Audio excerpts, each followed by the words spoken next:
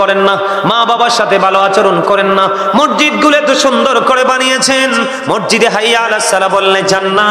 যতদিন পর্যন্ত আপনি আপনার নামাজটাকে প্রিয় করতে না পারবেন, ততদিন পর্যন্ত আপনি যত বড় ইমানদারি হন না কেন, আপনি ইমানদার হিসাবে বিবেচিত হবেন না, এবং সকল ধরনের নোংরা কাজ থেকে নিজেকে আপনি আড়াল করতে পারবেন না।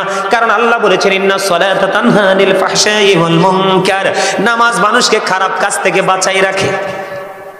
ওমা সুবহানাল্লাহ কয় না? নামাজ মানুষকে খারাপ কাজ থেকে কি করে? বাঁচাই রাখে। এখন আপনি নামাজ পড়ার পরেও যদি আপনি খারাপ কাজ করেন, তাহলে মনে করতে হবে আপনার নামাজটা 100% হয়নি, কোথাও না কোথাও ত্রুটি আছে। এজন্য বলছি আগামী কালকে থেকে 5 ওয়াক্ত নামাজ পড়বেন, কারণ লাভের কোনো শেষ নাই। এটা শীতের দিন চলে না? আপনাদের এলাকায় কি শীতের দিনে গাছের পাতাগুলো ঝরে? ঝরে না? সব গাছের পাতা ঝরে? কোন গাছের পাতা ঝরে না বলেন তো? নারকেল গাছ। এই আমার চাচা অনেক বুদ্ধি, আমি চাইছিলাম আপনাদেরকে ফেসে ফেলাইন না, পারলাম না। আলহামদুলিল্লাহ, কোন বুদ্ধি আছে, মাশাআল্লাহ, বুদ্ধিটাই চাই।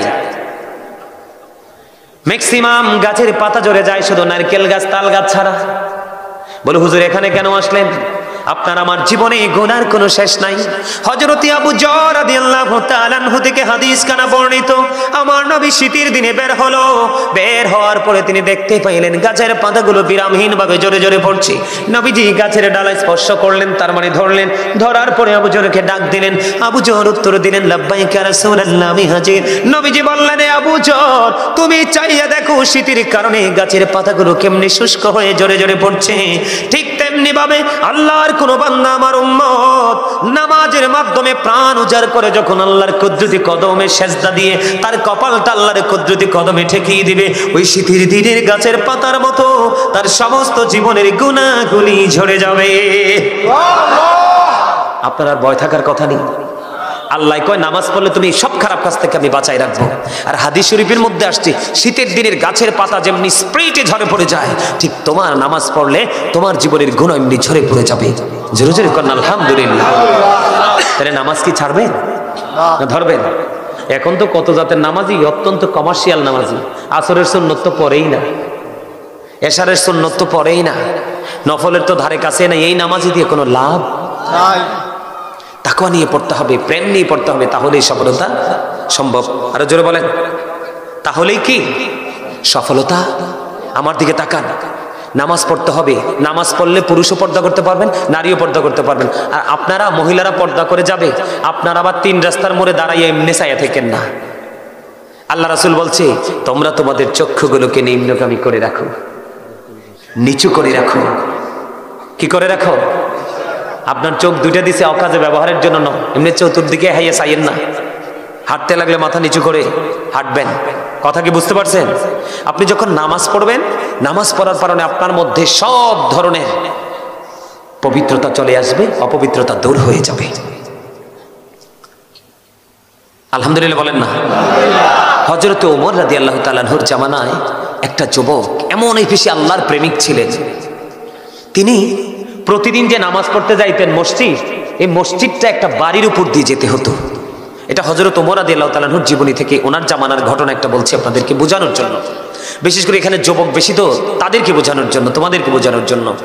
তো এখন তো ছেলেটা যে প্রতিদিন নামাজে যায়, বিশেষ করে এশারের নামাজের সময় তো অন্ধকার হয়ে যায় না।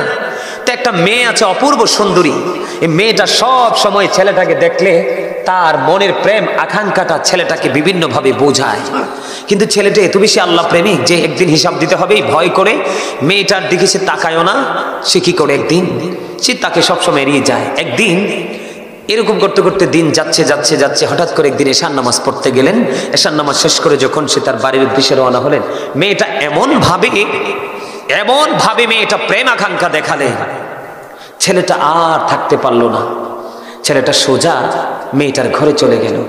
যাওয়ার পরে দেখলেন মেয়েটা এমন একটা পরিবেশ তৈরি করে ফেলেছে যেন স্বামী স্ত্রীর ভাসর হবে। নাউজুবিল্লাহ বলেন।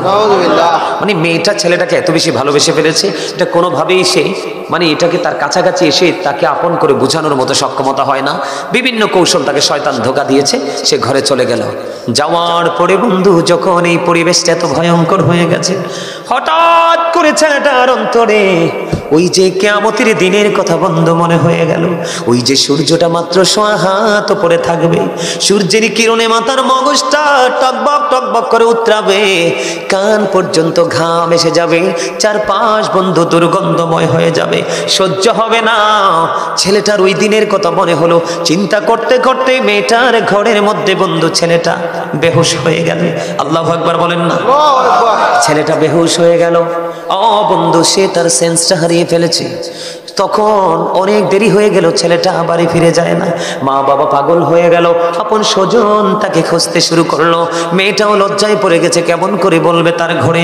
খুঁজতে খুঁজতে খুঁজতে খুঁজতে মেয়েটার ঘরে গিয়ে ছেলেটাকে অচেতন অবস্থায় পাইল। এখান থেকে উঠিয়ে ছেলেটাকে বন্ধ বাড়ি নিয়ে গেল। নিয়ে যাওয়ার পরে আল্লাহর কুদরতে ছেলেটার জ্ঞান ফিরে আসলো। ফিরে আসার পরে ছেলেটাকে প্রশ্ন করলো, বাবা গো বলো না তুমি কেমন করে ঘরে গিয়েছিলে, আবার কেনই বা তুমি বেহুশ হয়ে গেছো? এবার ছেলেটা রেখে দেখি বলল, উপস্থিতি সবার সামনে বলল, আমি যখন এই প্রতিদিন নামাজ পড়তে যেতাম, মেয়েটা সব সময় আমাকে প্রেম আকাঙ্ক্ষা দেখাতো।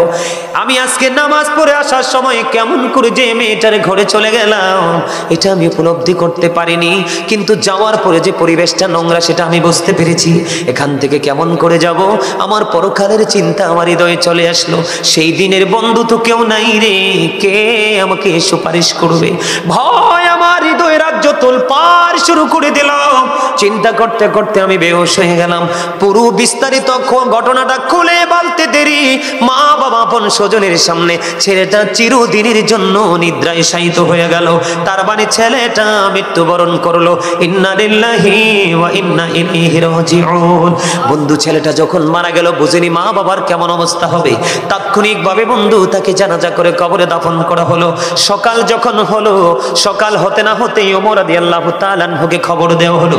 তিনি খবর দেওয়ার পরে জলদি ছুটে আসলেন। আসার পরে বিস্তারিত ঘটনা শুনলেন। এবার তিনি বললেন, জলদি চলো ওই ছেলেটার কবরের পার চলো, জলদি করে সবাইকে নিয়ে কবরের পারে চলে গেল। কবরের পারে চলে যাওয়ার পরে হযরত ওমর ওই ছেলেটার জন্য দোয়া করে দিলেন, এবং তিনি ওই কবরের পারে দাঁড়িয়ে দাঁড়িয়ে সবাইকে বলতেছেন, যে পাপ করতে গিয়ে, অপরাধ করতে গিয়ে কাল কিয়ামতে হিসাব দিতে হবে, চিন্তা করে সে পাপ থেকে দূরে আসতে পারে, ওই ব্যক্তির জন্য আল্লাহ রাব্বুল আলামিন তার কবরে যাইতে দেরি তার জন্য 2টা জান্নাত বরাদ্দ করে দেয়। তার মানে 2টা জান্নাতের শোক তার কবরের মধ্যে বরাদ্দ করে দেয়। হযরত ওমর এই কথা বলতে দেরি রে, সঙ্গে সঙ্গে ওই যুবকের কবর থেকে আওয়াজ আসলো, হ্যাঁ হযরত ওমর আপনি যা বলেছেন সব সত্য গো, আমাকে কবরে রাখতে দেরি গো, আমার কবরের মধ্যে 2টা জান্নাতের শোক আমি পেয়ে গেছি। নামাজ মানুষকে এইরকম চরিত্রবান বানায়।